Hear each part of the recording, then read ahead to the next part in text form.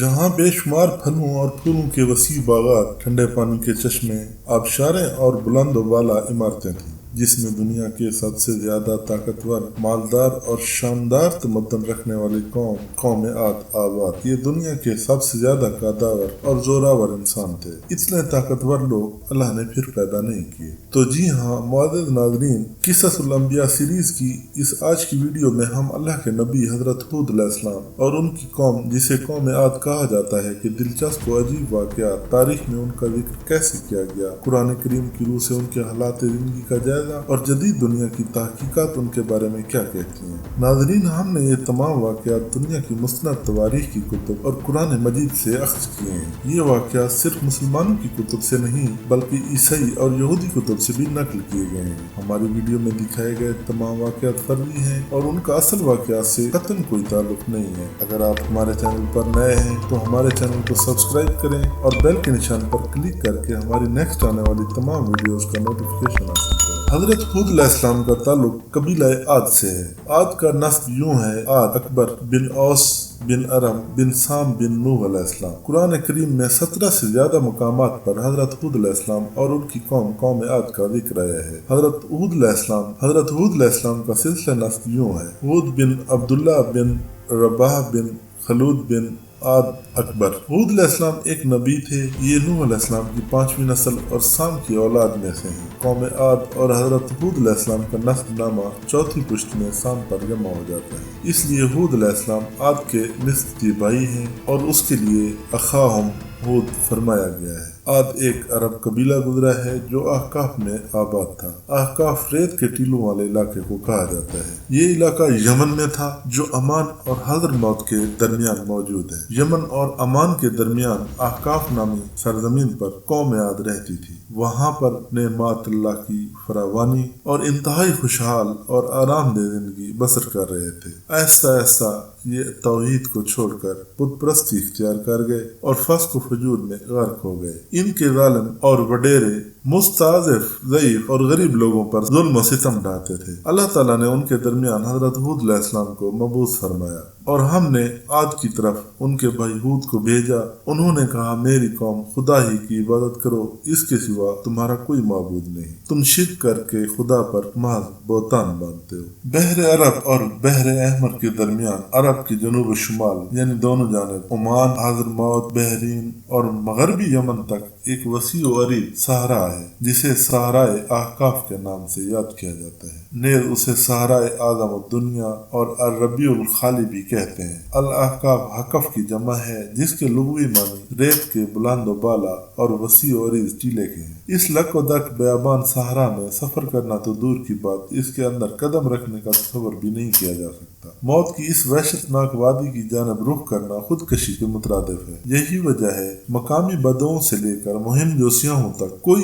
اس صحرا کے قریب جانا پسند نہیں کرتا۔ سفید اور باریک ریت کے ہزاروں فٹ اونچے پہاڑوں میں اگر کوئی شے پھینکی جائے تو وہ لمحوں میں غرق ہو جاتی ہے اور ریت کی سطح پر جنبش تک نہیں ہوتی۔ یہ صحرا اللہ کے بزرگ اور برتر ہونے کی کھلی نشانیوں میں سے ایک ہے۔ اہل دنیا کے لیے جائے عبرت بھی ہے۔ الاحقاف نامی اس بھیانک وادی کو دیکھ کر یہ گمان بھی نہیں کیا جا سکتا کہ یہ کسی زمانے میں دنیا کا سب سے سرسبز و شاداب علاقہ تھا، جہاں بے شمار پھلوں اور پھولوں کے وسیع باغات، ٹھنڈے پانی کے چشمے، آبشاریں اور بلند و بالا عمارتیں تھیں، جس میں دنیا کی سب سے طاقتور، مالدار اور شاندار تمدن رکھنے والی قوم آباد تھی۔ یہ دنیا کے سب سے زیادہ طاقتور، قداور اور زوراور انسان تھے۔ اتنے طاقتور لوگ اللہ نے پھر پیدا نہیں کیے، جیسا کہ اللہ نے قرآن مجید میں فرمایا ہے: ان جیسی کوئی قوم اور ملکوں میں پیدا نہیں کی گئی۔ حضرموت اور نجران کے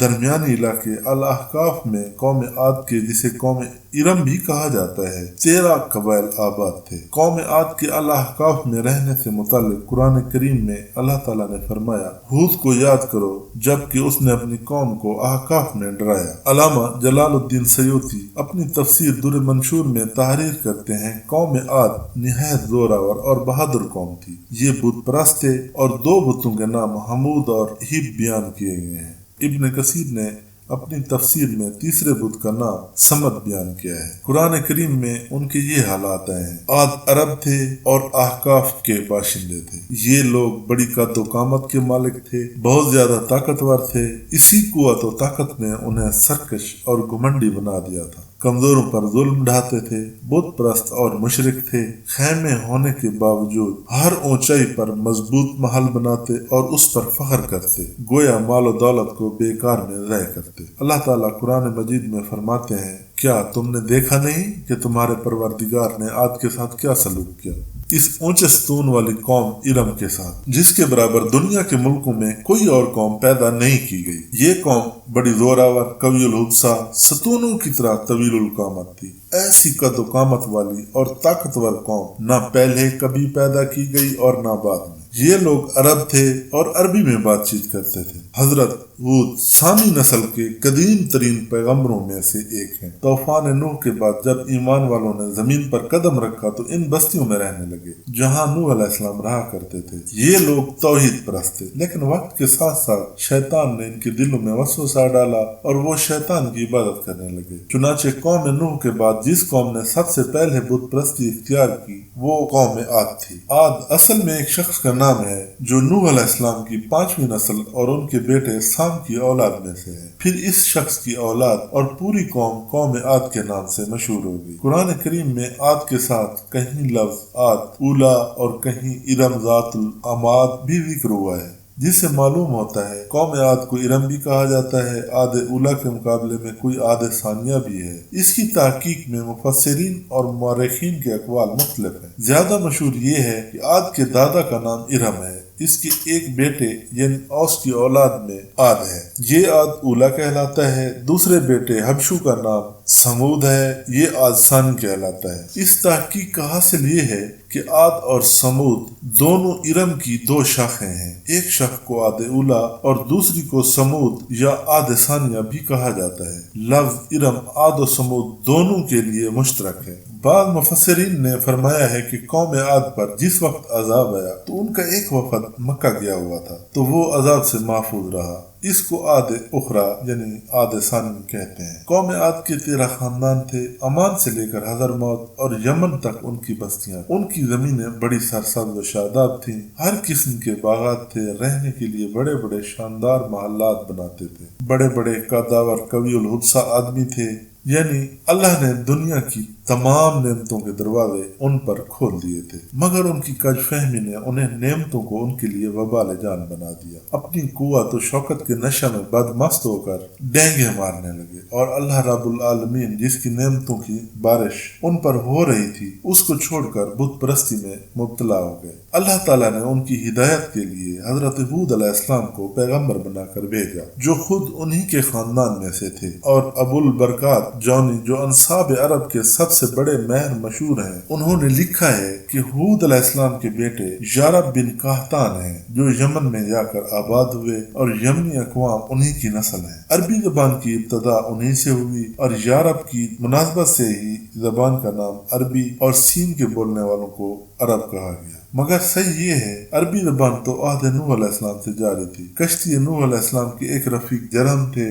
جو کہ عربی زبان بولتے تھے، اور یہی جرہم ہے جن سے مکہ معظمہ کی آبادی شروع ہوئی۔ ہاں یہ ہو سکتا ہے کہ یمن میں عربی زبان کی ابتدا یارب بن قحطان سے ہوئی ہو اور ابو البرکات کی تحقیق کا یہی مطلب ہو سکتا ہے۔ عاد اصل میں حضرت نوح علیہ السلام کی چوتھی پشت سے تھے۔ عاد بن اوس بن ارم بن سام بن نوح، اور ان کے نام سے اس قوم کو پکارا جاتا تھا۔ قوم عاد کو مشہور روایات کے مطابق ایک عظیم الشان آندھی سے تباہ کیا گیا تھا، اور قرآن کے مطابق یہ قوم دنیا اور آخرت دونوں میں اللہ کی رحمت سے دور اور محروم ہے۔ جدید تحقیق کے مطابق یہ قوم 3000 سال قبل مسیح سے لے کر پہلی صدی عیسوی تک موجود تھی۔ ان کو 1000 ستونوں والے شہر کی قوم بھی کہا جاتا ہے۔ قرآن کریم نے اس قوم کے رہنے کی جگہ کو احقاف کہا ہے۔ قوم عاد کے بھائی کو یاد کرو جب اس نے اپنی قوم کو وادی اعراف میں ڈرایا۔ آکاف کے معنی وہ چھوٹے چھوٹے پتھر جو صحرا اور ریگستان میں ہوا کی وجہ سے اڑتے ہیں، اور قوم عاد کی سرزمین کو اس لیے آکاف کہتے تھے کیونکہ وہ اس طرح کی ریگستانی زمین تھی۔ مفسرین نے جزیرۃ العرب کے جنوب میں واقع زمین کو آکاف کہا ہے۔ البتہ اس کے اصلی جگہ ہونے کے بارے میں اختلاف پایا جاتا ہے۔ علامہ طباطبائی اور طبری معتقد ہیں کہ یمن اور عمان کے درمیان والی سرزمین احقاف ہے، جو عصر حاضر میں ایک ریگستان ہے۔ سورہ احقاف کی جس کا مقصد مشرکین کو عذاب علیم سے آگاہ کرنا ہے، اس لیے اس سورہ میں قوم عاد کی کہانی کے ساتھ ہی مشرکین جو عذاب میں گرفتار ہوئے ان کا ذکر کیا ہے۔ آغا مکارم شیرازی نے تفسیر نمونہ میں بیان کیا ہے، سورہ احقاف کا نام قوم عاد کی کہانی ان کے محل زندگی سے ہی لیا گیا ہے۔ قرآن کریم نے قوم عاد کی ظاہری نشانوں کے بارے میں کہا ہے کہ ان کے قد کھجور کے درخت کی طرح لمبے اور بہت صحت مند اور بھاری جسم کے مالک تھے۔ امام محمد باقر علیہ السلام نے اپنی حدیث میں قوم عاد کے بارے میں فرمایا ہے، وہ کھجور کے درخت کی طرح اونچے قد کے مالک اور پہاڑیوں کو توڑ سکتے تھے۔ امام صادق علیہ السلام نے بھی ان کی قد کو کھجور کے درخت سے شبہت دی ہے۔ ایک اور ماخذ میں کہا گیا ہے کہ ان کے قد بہت اونچے تھے۔ کتاب الطیبان میں آیا ہے، روایات میں بیان ہوا ہے کہ ان میں سب سے اونچے قد والے آدمی کی قامت 100 گز اور سب سے چھوٹے قد والے کی 70 گز تھی۔ ان مطالب میں بھی بہت اختلاف پایا جاتا ہے۔ مثال کے طور پر ایک قول کے مطابق یہ 12 گز کے قریب قد کے مالک تھے۔ اس داستان کے مزید دلچسپ و عجیب واقعات ہماری نیکسٹ آنے والی ویڈیوز میں پیش کیے جائیں گے، اور اگر آپ نئے ہیں تو ہمارے چینل کو سبسکرائب کریں اور ساتھ بنے بیل کے نشان پر کلک کریں تاکہ آپ کو ہماری تمام آنے والے ویڈیوز کی نوٹیفیکیشن مل سکیں۔